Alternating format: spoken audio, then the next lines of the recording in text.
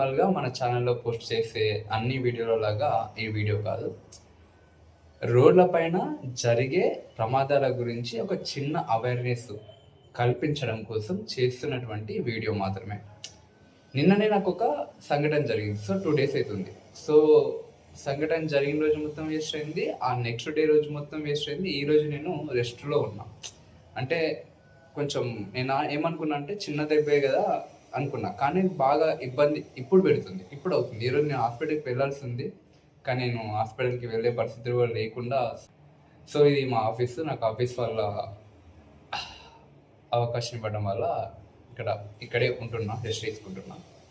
So ఎందుకు నేను ఈ వీడియో చేయాల్సి వస్తుందంటే, సమాజంలో చీడ పురుగులు ఉన్నవి. 100% చీడ పురుగులు ఉన్నవి. ఈ చీడ పురుగులు ఏం చేస్తాయంటే, వాడు ఏ విధంగా అయినా పక్కన ఇబ్బంది పెడతాడు. సో సరే, ఈ సోదంతా పక్కన పెడితే, జరిగిన సంఘటన ఇవన్నీ పక్కన పెడితే, ఒక విషయం క్లియర్‌గా చెప్తా. యాక్సిడెంట్ కేసుల గురించి. ఫస్ట్ నంబర్ 1 అండి. ఎవడన్నా ఎక్కడైనా యాక్సిడెంట్ అయ్యి చనిపోతే ఎవడైతే వేగంగా వెళ్ళింటాడో, ఎవడైతే తాగి నడిపింటాడో వాళ్ళు చచ్చిపోతే ఫస్ట్ ఆఫ్ ఆల్ ఏం పర్లేదు, సమస్యనే కాదు, హ్యాపీగా ఫీల్ అవ్వచ్చు. నిజంగా చెప్తున్నది. అసలు చాలా వేదనతో చెప్తున్నది. ఎందుకంటే వాడు బాగా తాగి యాక్సిడెంట్ చేస్తే ఏ ఏ అసలు ఏ తప్పు చేయని వాడు, ఎటువంటి చెడ అలవాటు లేని వాడు చస్తే ఎవరికి నష్టం అప్పుడు? ఒకసారి ఆలోచించండి. ఎంత దారుణమైన విషయం ఇది. అసలు తాగి నడపాల్సిన అవసరం ఏంది? ఇది ఒకటి.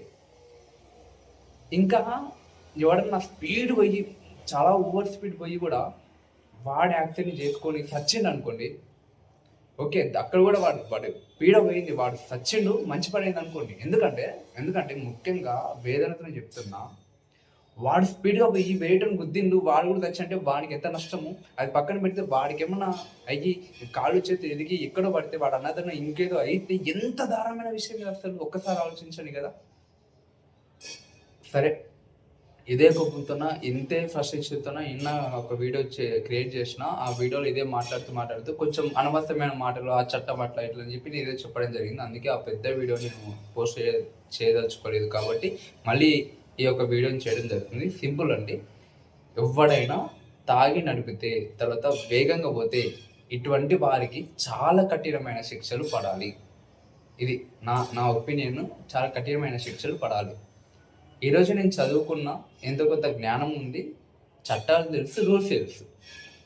కానీ ఫైనాన్షియల్ వీక్ ఉన్నా, నాకు టైం లేదు, చదవడానికే టైం ఉండదు. ఫస్ట్ ఆఫ్ ఆల్ ఎగ్జామ్స్ ఉంటే అవన్నీ ఉంటాయి. ఇంత టైంలో నేను ఆ కేసు వేసుకొని పోలీస్ స్టేషన్ చుట్టూ తిరగడం అనేది నాకు చాలా అనిపించింది క్రిటికల్.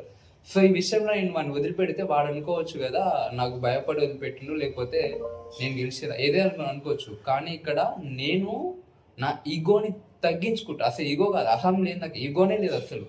యాక్సిడెంట్ అయినప్పుడు వాడిని తప్పు ఉంది, చాలా స్పీడ్గా వచ్చినప్పుడు తప్పు వాడిది అయినప్పుడు వాడు చెప్తున్న విషయం ఏంటంటే, కొంచెం సేపు అక్కడ కూర్చున్న తర్వాత, బ్రదర్ నేను హాస్పిటల్ చూపిస్తా అన్నాడు. నేను ఒకటే విషయం చెప్పిన వానికి, చేతులు జోడించి, బ్రదర్ ప్రస్తుతం నాకున్న సిచ్యువేషన్లో నా యొక్క స్కూటీ అనేది నాకు జీవనాధారం. ఆ స్కూటీ మేజర్ డ్యామేజ్ అయింది, దాన్ని మాత్రమే చేపించు, కావాలంటే నువ్వు హాస్పిటల్ బిల్లు కూడా పే చేయాల్సిన అవసరం లేదు, హాస్పిటల్ సంబంధించి నేను ఎంతవరకైనా నేను చూసుకుంటా. ఎందుకంటే పరంగా సమస్యలు ఏమైనా వస్తే నాకు తెలిసిన 2-3 నేను చేసినటువంటి హాస్పిటల్ వాళ్ళ హెల్ప్ తీసుకుని నేను ఫ్రీగానే ట్రీట్మెంట్ చేయించుకుంటా ఎప్పుడైనా సరే, నాకు తెలిసిన డాక్టర్ నుంచి. ఈ ఫోటో చూడండి, అందులో నేను ఫ్రీగా గ్లూకోజ్ పెట్టించుకున్నా, ఒక్కరికి కూడా పే చేయలేదు. సరే, వాడు హాస్పిటల్ తీసుకెళ్ళిండు, నాకు నమ్మించిండు. సో నేను రిపేర్ చేయిస్తా అని చెప్పి తీసుకెళ్ళి వాళ్ళు తెలిసిన షాప్లో తీసుకెళ్ళి అన్నాడు. ఇంకా వాళ్ళు ఇంకేం డ్రామా నడిచిందో ఏమనుకున్నారో తెలియదు, కానీ మొత్తానికి అయితే అక్కడ మార్నింగ్ పెట్టినా సాయంత్రం తీసుకోపోమని చెప్పారు. దాదాపు 11:30-12 మధ్యలో. సో పెట్టి సాయంత్రం తీసుకోపోమని చెప్తే సాయంత్రంకి వచ్చేసరికి నేను స్కూటీ చేసింటారులే అని నేను అనుకున్నా. కానీ ఏమైందంటే వాడు ఎటువంటి రిపేర్ చేయలేదు. పైగా ఏమంటుండు, అది చేయడానికి వాటి పార్ట్స్ దొరకవంటే నేను చేయలేదని చెప్పిండు. సో వీళ్ళని అడిగితే సొల్యూషన్ ఏంటంటే, వీళ్ళు మాకు తెలియదు, మాకేం సంబంధం. వీళ్ళు ఎన్ని మాటలు అంటే, యాక్సిడెంట్ చేసి గుద్దినోడు తప్పు వాడిది, అంతా వాడిది, దీని గురించి నేను ఎక్స్ప్రెషన్ ఇవ్వాలి. ఎందుకంటే నా తప్పేమీ లేదు. అసలు అది అది ఎక్స్‌ప్లెయిన్ చేస్తే దానికి సంబంధించిన ఫోటో కూడా ఇక్కడ పెడతా. సీసీ ఫుటేజ్ ఒక ఫోటో నేను తీసుకున్నా, దాని నుంచి పెడతా. అది ఎక్స్‌ప్లెయిన్ చేస్తా మళ్ళీ మీకు. ఇక్కడ వాడు స్పీడ్‌గా వేగంగా వచ్చి వాడు కొద్దీ అంతయిపోయిన తర్వాత వాడు తప్పించుకున్న కళ్ళ ముందు లేకుండా ఎళ్ళిపోయిన తర్వాత వాడు మాట్లాడుతున్న ఫోన్‌లో మాట్లాడుతున్న మాటలేంటి తెలుసా? మేము యాక్సిడెంట్ చేయలేదు. ఎప్పుడు జరిగింది? మాకు సంబంధం లేదు. తర్వాత మేము స్పీడ్‌గా రాలేదు. అసలు నేను బండి స్పీడ్‌గా రాలేదు. మెల్లిగానే వచ్చాను. నువ్వే నాకు అడ్డం వచ్చి కింద పడిపోయావు. ఇదొకటి. తర్వాత ఇంకోటి నన్ను భయపెట్టడానికి నాకు 2 చేతులు ఇరిగిపోయినవి, చాలా ప్రమాదకరంగా దెబ్బలు తాకినవి. ఎవరు చూపియాలి? నేను హాస్పిటల్ బెడ్ పైన ఉన్నా అని. ఇన్ని మాటలు. తర్వాత నాకు సంబంధించిన వ్యక్తులు కేస్ ఫైల్ చేస్తే మేము అంటే, చేపించుకోపోనని ఇట్లా బెదిరించడం. తర్వాత కేస్ ఫైల్ చేస్తాను నేను చెప్తుంటే రివర్స్‌లో నాకే మేము ఆల్రెడీ ఎఫ్ఐఆర్ బుక్ చేసాం నీ పైన. నీ బండి నంబర్ తీసుకున్నాము. నీ అంత అయిపోయిందని చెప్పేసి. అంటే వాళ్ళేం చేసిర్రు, నా స్కూటీ రిపేర్ చేపిస్తామని అక్కడికెళ్ళి అక్కడ ప్రూఫ్‌లు తీసుకొని ఇవన్నీ ఏవేవో క్రియేట్ చేసుకున్నారు వాళ్ళు. అంటే పనికి మన ఏమంటారు రాంగ్ ప్రూఫ్స్ అవన్నీ. ఒకవేళ నిజంగానే అసత్య ప్రవాసాలు వాళ్ళు క్రియేట్ చేసుకున్నా మనకేం నష్టం ఉండదు. ఎందుకంటే తప్పు వాడిది, బండి నాది. సో వాడే స్పీడ్‌గా వచ్చిండు. అక్కడ సీసీ ఫుటేజ్ ఉంటే ఖచ్చితంగా రికార్డ్ అయితది. అక్కడ వాడి తప్పైతది కదా! చెప్తా ఇక్కడ. ఇది గురించి చెప్తా. ఇక్కడ ఈ ఫోటో చూడండి. ఆ ఫోటోలో ఆ కారు ఉంది కదా! ఆ కారు ఉన్న ప్లేస్‌లో వాటర్ ఉండేది. అప్పుడు నేను అక్కడికి వెళ్ళినప్పుడు మొన్న ఆ సమయంలో. అక్కడ వాటర్ తాగి ఆ కారు ఉన్న ప్లేస్‌లోని బండి ఆపి, సో వాటర్ తాగి బండి ఎక్కి మళ్ళీ రిటర్న్ ఇట్లా క్రాస్ అవుతున్నా. ఇక్కడ నేను రెడ్ కలర్ యారో మార్క్ పెట్టిన చూసిర్రా? ఇటు నుంచి స్పీడ్‌గా వస్తూ ఈ రౌండ్ అప్ చేసిన ఇది ఉంది చూసిర్రా? అక్కడ నన్ను గుద్దేసిండు. సో అక్కడ ఏం చేశానంటే ఇట్లా మూవ్ ఆన్ అయిన నేను అది చూసి భయపడిపోయి ఆగిపోయినా. అప్పుడు ఏం చేయలేను, ఇంక ఆగడం తప్ప వేరే పరిష్కారమే లేదు అక్కడ నాకు సొల్యూషన్ లేదు. వాడికి ఉన్నటువంటిది ఏంటిది? వాడు బండి ఆపొచ్చు కదా! వాడిస్తున్న స్పీడ్‌కి ఆ బండి ఆగలేదు. వచ్చి గుద్దేసింది. ఇది జరిగింది. ఈ దుర్మార్గుడు వాడింకా ఎటువంటి ఇగో ఉంది, అహం ఉందంటే వాడికి. వాడు ఇప్పుడు నా పైన నేను ఎఫ్ఐఆర్ ఫైల్ చేస్తే వాడు రిటర్న్ ఎఫ్ఐఆర్ ఫైల్ చేసి నన్ను స్టేషన్ పాయింట్ తిప్పి ఇట్లా టైం వేస్ట్ చేయడానికి, నన్ను మానసికంగా ఇబ్బంది పెట్టడానికి రెడీగా ఉన్నాడు. సో దానికి ఏమైనా డబ్బులైతే కూడా కష్టపడి రెడీగా ఉన్నాడు. కానీ నాకు అసలు ఈ స్కూటీ నేనే గుద్దిన కదా, ఇంత డ్యామేజ్ అయింది కదా, రిపేర్ చేపిద్దామనే ఇంగింత జ్ఞానం, ఇంగింత బుద్ధి కూడా వాడికి లేదలా. నేను ఇక్కడ రిపేర్ చేపియమని ఎందుకు అడుగుతా అంటే, నాకు ఇప్పుడు నా తప్పు లేదు, ఏం లేదు. 4000 3000 డ్యామేజ్ అంత అంత ఖర్చు అవుతుంది దానికి. నేను ఎందుకు పెట్టుకుంటా ఆ అమౌంట్? సో ఫైనల్‌గా స్టేషన్‌కెళ్ళి ఎఫ్ఐఆర్ ఫైల్ చేస్తున్న మూమెంట్‌లో ఆపి అడిగిన, బ్రదర్ ఇది అంటే అప్పుడు కూడా చాలా ఓవర్‌గా నేను లాయర్‌ని అది ఇది అని మాట్లాడిండు మనోడు. నువ్వు లాయర్ అయితే నేను స్టూడెంట్ కదా! నేను కూడా చదువుతున్నా. వేరే నువ్వు అనుకోవచ్చు నేను కూడా ఫైట్ చేయగలుగుతా, కానీ నాకు అహం లేదు నీలాగా. సో అందుకే వదిలేస్తున్నా. కానీ నువ్వు నా నుంచి తప్పించుకోవచ్చు. నిజంగా ప్రకృతి నుంచి గానీ, దేవుడి నుంచి గానీ తప్పించుకోలేదు. నాకిప్పుడు అర్థమైతుంది ఎందుకు బయట ఇంత ఘోరంగా ఉంటారు జనాలు అసలు. అప్పటికప్పుడే పరిష్కారం కావాలని చెప్పేసి.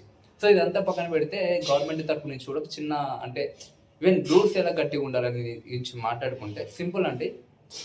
నీకు అక్కడ సీసీ కెమెరాలు ఉన్నవి. ట్రాఫిక్ పోలీసులు ఉంటారు. సో వ్యవస్థ గట్టిగా పనిచేస్తే ఇలాంటి దుర్మార్గాలు జరగకుండా ఉండే అవకాశం ఉంటుంది. నేను వ్యవస్థను కూడా ఏం తప్పుపడట్లేదు. తర్వాత ఇప్పటికీ చాలా స్ట్రిక్ట్‌గానే ఉంటుంది. అంతా బాగానే ఉంటుంది. కానీ ఇప్పుడు యాక్సిడెంట్ అయ్యింది, నీకేమైనా ప్రాణ నష్టం జరిగితే దానికి జోక్యం కలిగించుకుంటే తప్ప, నీ బండి కూడా అది కూడా ఒక మేజర్ పాయింట్. దాన్ని నష్టం ఎవరు బట్టి భరించాలి? ఇప్పుడు చాలా బయట డెలివరీ చేసుకుంటూ ఉంటారు. స్విగ్గీలు, బ్లింకిట్లు, జెప్టోలు, జొమాటోలు ఏదో ఒకటి చేసుకుంటూ ఉంటారు. సో అక్కడ నేను చాలా మందిని చూసిన విషయం ఏంటంటే, వాళ్ళు బయట ఎలక్ట్రికల్ వెహికల్ రెంట్ తీసుకొచ్చి ఆ పనులు చేసుకుంటూ ఉంటారు. కొంతమంది సొంత వెహికల్స్ చేసుకుంటూ ఉంటారు. ఇప్పుడు వాడు అప్పుల్లో ఉండి ఆ జాబ్‌లో జాయిన్ అయ్యి డైలీ ఎంతో కొంత డబ్బులు వస్తాయని చెప్పి పని చేసుకుంటాడు. ఇప్పుడు ఆ అమౌంట్ ఆ బండికి జరిగిన నష్టాన్ని ఎవరు పూడ్చాలి? Case okay. కేస్ అయితే ఎఫ్ఐఆర్ ఫైల్ అయితే మనిషికి ఏమన్నా నష్టం జరిగితే అది పూడ్చుకుంటారు. మరి ఈ బండి డ్యామేజ్ ఎవరు చేయాలి మరి ఇక్కడ? సో కాబట్టి సీసీ కెమెరాలు ఉంటాయి కదా! ఈ కెమెరాలు ఉండి ఏం చేయాలంటే, ఎక్కడైనా ప్రమాదం జరిగితే అన్ని కెమెరాలు అబ్జర్వ్ చేస్తూ ఉండాలి పోలీసోళ్ళు. ఫస్ట్ నేను చెప్పేది నా ఇంటెన్షన్ ఏందంటే, స్టేషన్‌లో ఓకే. ప్రూఫ్ ఇస్తారు. ఏ టైం జరిగిందని చేస్తే ఆ వీడియోలు రికార్డ్స్ ఉంటే బయట తీసి ప్రూఫ్ అది జరుగుతది. అది పక్కన పెడితే ఇమ్మీడియేట్ యాక్షన్ ఏ విధంగా ఉండాలి అంటే, మనము మానిటరింగ్ చేస్తూ ఉంటారు కదా, సీసీ ఫుటేజ్ని ప్రతి ఏరియాలో పోలీస్ స్టేషన్ ఉంటుంది. ఆ ఏరియా సరౌండింగ్లో మొత్తం కెమెరాలు పెట్టాలి. ఉండే ఉంటుంది, వాటిని అబ్జర్వ్ చేస్తూ ఉండాలి. ఎక్కడైనా ప్రమాదం జరిగింది అంటే ప్రమాదం జరిగే ప్లేస్కి ఇమ్మీడియట్గా పోలీసులు వాళ్ళు వెళ్ళాలి. అది ట్రాఫిక్ పోలీసు సిబ్బంది వెళ్తారా లేకపోతే సివిల్ సిబ్బంది వెళ్తారా, కానీ ఖచ్చితంగా వెళ్ళాలి. ఎందుకంటే అక్కడ చిన్న ఆలోచన నాకు ఇక్కడ, గుద్దినోడు తాగి నడుపుతుంటే అవతల వచ్చేవాడు నడుచుకుంటూ వచ్చినా ఇంకేదైనా ఏదైనా సరే వాడు గుద్దిన తర్వాత వాడు చచ్చిపోతే ఎవడు బాధ్యత ఇక్కడ? ఎవడైతే ప్రమాదానికి కారణమైన వ్యక్తి వాడు ఉంటారో వాడు తప్పించుకుంటుండు కదా ఈజీగా. అది ఎంత పెద్ద నేరం అసలు.